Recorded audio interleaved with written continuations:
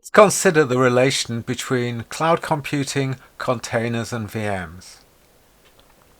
Firstly, cloud computing services offer multiple virtual machines in what is called the marketplace.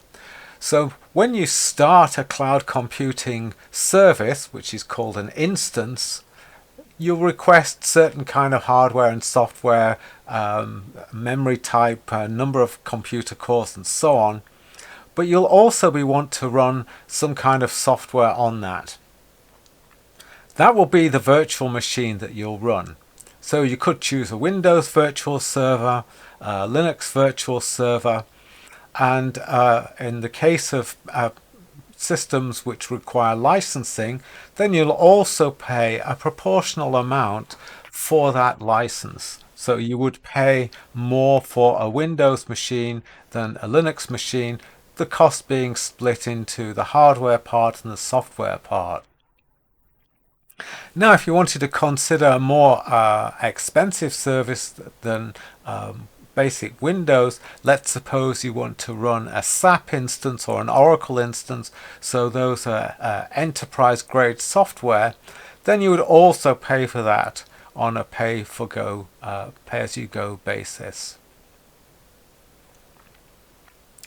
So we will run different VMs from the marketplace, but let's suppose you have built some software application and installed that on your local systems and define that as a container. You can also run containers on the cloud. This is a relatively recent idea, and often you'll see that referred to as serverless. That's not no servers. It means that you won't actually need to specify the server that's used. The cloud provider will decide on the service. So rather, as in the VM case, you would request a machine be paying for a layer for that.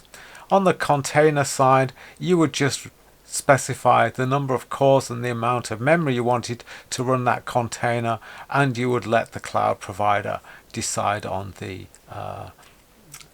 hardware that's going to be used. So this means that for both VMs and containers, you can build them locally and then work on them in the cloud, though it's far more common for people to write their own containers and to be pushing those to the cloud than VMs, where we'll probably start off with some pre-configured software instance. So in conclusion then, the cloud is based around virtual machines and virtual machine-based services. Many of these are pre-configured and pre-installed, and this saves massive systems administration time, and also, if you're using specialized software, the expense of having specialized staff on the payroll. VMs are compatible with containers, so in fact we could be running a Linux VM in the cloud and run our own containers on that, and that's exactly what we'll be doing on this module.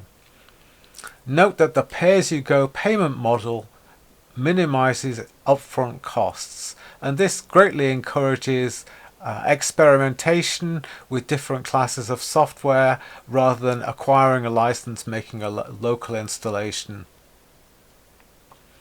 and then deciding whether to go ahead with that. So this is all gives you a general overview of relations between VMs, containers and the cloud.